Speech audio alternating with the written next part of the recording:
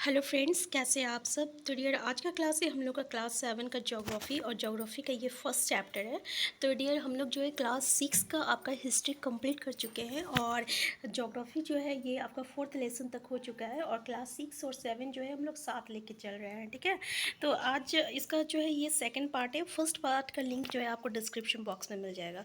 तो चलिए dear, start करते हैं आज का क्लास। तो देखिए, प्रीवियस क्लास में हम लोग डिस्कस किए थे कि पर्यावरण का घटक क्या है। ठीक है, इसके बाद हम लोग ये बात किए थे आपका कि प्राकृतिक पर्यावरण में क्या क्या आता है। जैसे कि आप यहाँ पे देख सकते हैं, थोड़ा सा हम डिस्कस कर दे रहे हैं कि वायुमंडल किसको कहते हैं, जैवमंडल किसको कहता है, स्थल मंडल किसको कहते हैं, जलमंडल कैसे किसको कहता है। ठीक है, तो ये थोड़ा सा इंपॉर्टेंट है, एक बार बस समझने की ज़रूरत है, एग्जाम में आने की संभावना होता है।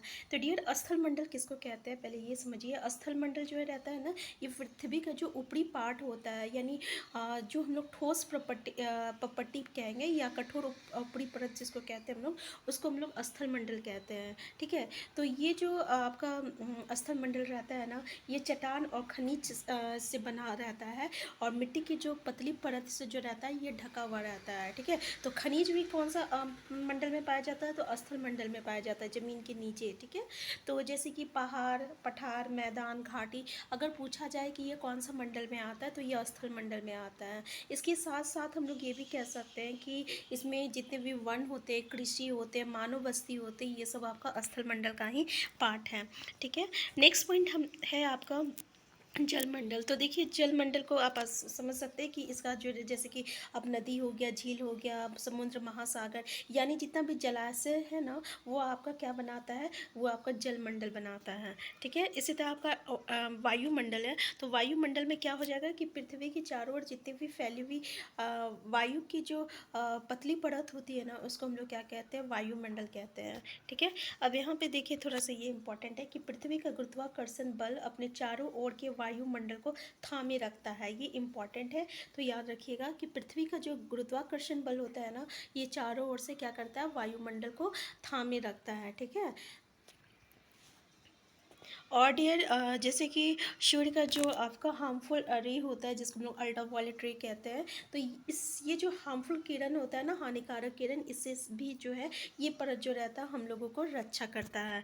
ठीक है, नेक्स्ट पॉइंट है हम लोग का जैवमंडल। तो डियर, जैवमंडल क्या होता है, तो देखिए, जैवमंडल जो रहता है ना, जैसे स्थल मंडल को मिला दिए, जलमंडल को मिला दिए, ठीक है, और वायुमंडल को मिला दिए, तो ये तीनों मंडल जो है मिलकर जो बनाता है आपका जैवमंडल बनाता है, जहाँ पे जितने भी पादप हो गया, मतलब जीव जंतु हो गया, पेड़ पौधा हो गया, ठीक है, ये सब जो है इसका निर्माण करता है। तो यहाँ पे क्या होता है, लाइफ जो रहता है ना, संभव हो पाता है। तो इसी को हम लोग क्या कहते हैं, जैवमंडल कहते हैं। तो नेक्स्ट टॉपिक हम लोग का क्या था, परितंत्र था। ठीक है, यहाँ पे देखो, आओ कुछ करके सीखे। कहानी के बच्चों की तरह आप भी अपने पर्यावरण स्थान का चित्र या फोटो लगाए। इसका कहने का मतलब है डियर, ये पेडालॉजी क्वेश्चंस है कि अगर मतलब कि अधिगम का सबसे अच्छा तरीका कौन सा होता है। ठीक है, तो अधिगम का सबसे अच्छा तरीका जो रहता है ना, अगर आप स्वयं जो है किसी भी चीज़ को करके सीखते हैं, अभ्यास के थ्रू सीखते हैं, तो वो अधिगम का सबसे अच्छा तरीका रहता है।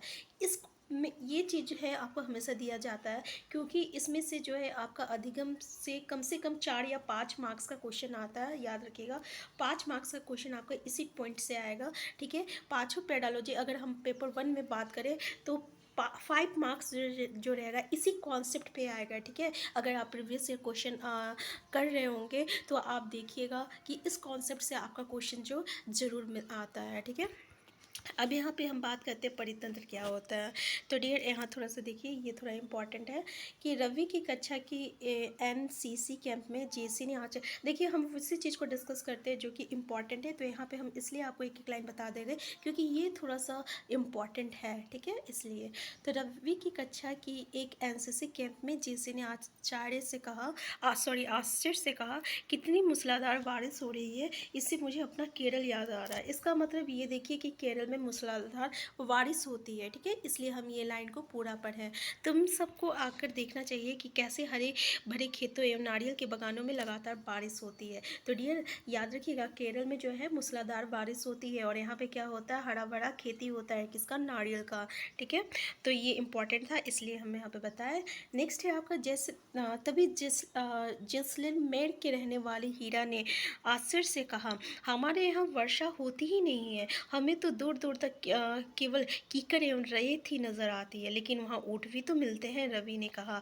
अब देखिए ये भी काफ़ी इम्पोर्टेंट है कि जसलेन में जो है वर्षा तो नहीं होती है, जहाँ भी देखो वहाँ पे सिर्फ रेत ही दिखाई देगा, कंकड़ ही दिखाई देगा, लेकिन वहाँ का एक खासियत है, वहाँ क्या मिलता है, वहाँ ना ऊँट मिलता है, ठीक है। तो इस तरीके से हम लोग जान सकते हैं कि ऊँट कहाँ मिलता है, तो ऊँट जो है जसलेन में मिलता है। सबसे अधिक वर्षा कहाँ होती है, तो केरल में होती है। क्या मिलता है, किस चीज़ की खेती वहाँ अधिक होती है, तो नारियल की खेती होती है। क्लियर है यहाँ तक? तो डियर आपका सीटेट में जो है ऐसे ही क्वेश्चन जो है पूछ देखने को आपको मिलेगा सीटेट में। अगर आपका फर्स्ट पेपर है फर्स्ट पेपर तो अब हट गया होगा। अगर आप बीएड है 6 to 8, सॉरी अगर आप 6 to 8 का पढ़ रहे हैं तो फर्स्ट पेपर तो अब हट ही चुका है। खैर, नेक्स्ट है, हीरा ने कहा ऊँट तो मिलेगी ही, जब तुम हमारे रेगिस्तान आओगे तो तुम्हें सांप, छिपकली एवं अनेक कीट भी देखने को मिलेंगे। तो देखिए ऊँट तो मिलेंगे ही, ठीक है, जब तुम हमारे रेगिस्तान आओगे, और यहाँ पे सांप छिपकली भी देखने को मिलता है।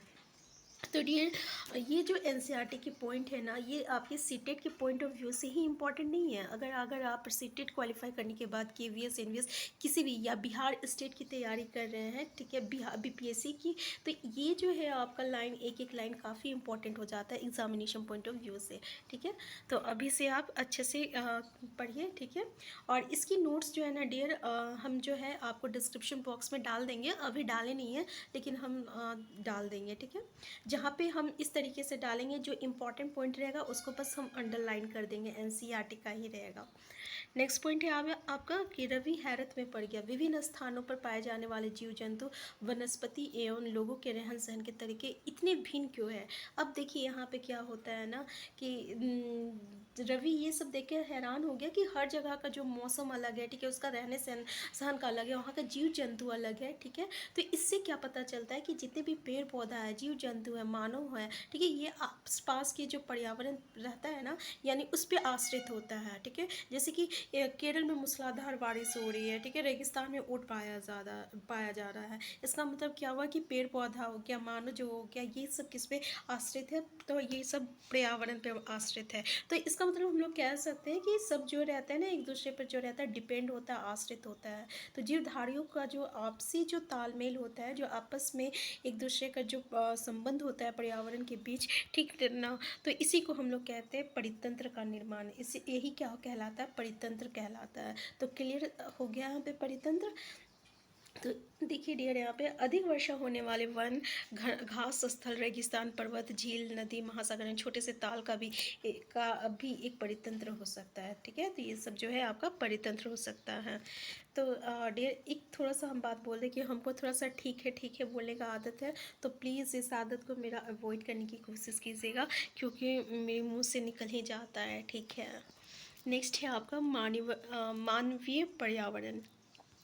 अब देखिए यहाँ से यहाँ तक में आपको ये बताया गया है ना कि जब प्रारंभिक में क्या होता था कि हम लोग को जो प्रकृति से मिलता था ना, मानो जो है ना बस उसी पे डिपेंड रहता था, हमको जो मिल रहा है उसी पे वो आश्रित है और उसी से अपना जीवन जो है आवश्यकता पूरी करते थे। लेकिन जैसे जैसे दिन बीतता गया, ठीक है, डेवलपमेंट होता गया, इन लोग का जो है मतलब कि अलग अलग चीज़ों का डेवलपमेंट हुआ, फिर इसके अनुसार जो है अपना आवश्यकता के अनुसार इन लोगों ने अलग अलग चीज़ों का आविष्कार किया, और इसी चीज़ को हम लोग क्या कहते हैं, तो वस्तु विनिमय पद्धति कहते हैं, ठीक है।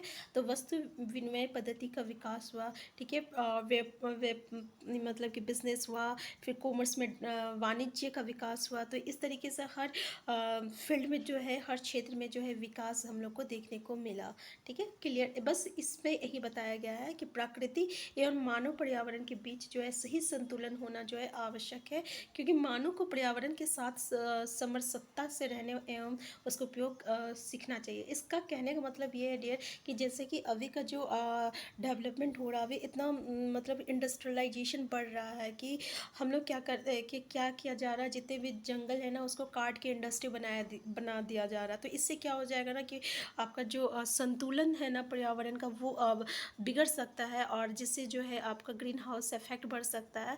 तो इसका जो हार्मफुल इफेक्ट भी होता है, तो इसलिए जो है इसका संतुलन जो है बनाए रखना ज़रूरी है।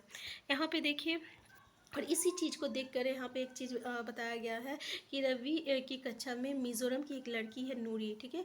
वो अक्सर जो है अपने स्थान की हरियाली की बात करती है। खेल का मैदान नष्ट होने के कारण रवि का उदासी देखकर नूरी क्या कहती है कि छुट्टी में तुम हमारे यहाँ मिज़ोरम आ जाना, क्योंकि मिज़ोरम में जो है काफ़ी हरा-भरा जगह है। और रवि का जहाँ रहता था ना वहाँ पे क्या बोला जाता है उसका मैदान था, जिसको अब हटा के मे बी इंडस्ट्री बना दिया गया है या घर बन गया होगा, अपार्टमेंट बन गया होगा। तो इस तरीके से वहाँ का जो भी हरियाली थी वो ख़त्म हो गया है। तो इसको देखकर जो है आपका नूरी कहती है कि तुम ऐसा करो मिज़ोरम आ जाओ। इसका मतलब मिज़ोरम में क्या है, आपका हरा भरा हरियाली है, ठीक है, मिज़ोरम। तो यहाँ पे देखिए एक इम्पॉर्टेंट बात है, एक इम्पॉर्टेंट पॉइंट है जो कि आपका एग्जामिनेशन पॉइंट ऑफ व्यू से इम्पॉर्टेंट है, काफ़ी इम्पॉर्टेंट है कि आपका विश्व पर्यावरण दिवस कब मनाया जाता है। तो डियर ये 5 जून को जो है विश्व पर्यावरण दिवस मनाया जाता है। तो डियर आप देख सकते हैं कि जो भी क्वेश्चन पूछा जाता है वो एनसीईआरटी से ही पूछा जाता है, और इस साइड साइड में जो रहता है वो काफ़ी इंपॉर्टेंट रहता है। तो एक बार ज़रूर देख लीजिएगा कि क्या क्या है। देखो आप कुछ करके सीखें, ये भी आपका पेडालॉजी क्वेश्चन है, ठीक है, कुछ करके सीखें। तो इसमें कुछ खास इंपॉर्टेंट नहीं है। तो डियर हम यहाँ पे देखते हैं कि फर्स्ट पार्ट जो है ये फर्स्ट चैप्टर हम लोग का कंप्लीट हो चुका है, और इसका फर्स्ट पार्ट का लिंक जो है आपको डिस्क्रिप्शन बॉक्स में मिल जाएगा। हम फिर मिलते हैं, तब तक के लिए आप स्वस्थ रहिए, खुश रहिए। और डियर अगर आप चैनल में नए हैं और ये वीडियो आपके लिए हेल्पफुल है तो प्लीज़ इस वीडियो को लाइक कर दीजिए और सब्सक्राइब कीजिए और ज़्यादा से ज़्यादा शेयर करने की कोशिश कीजिए। Thank you.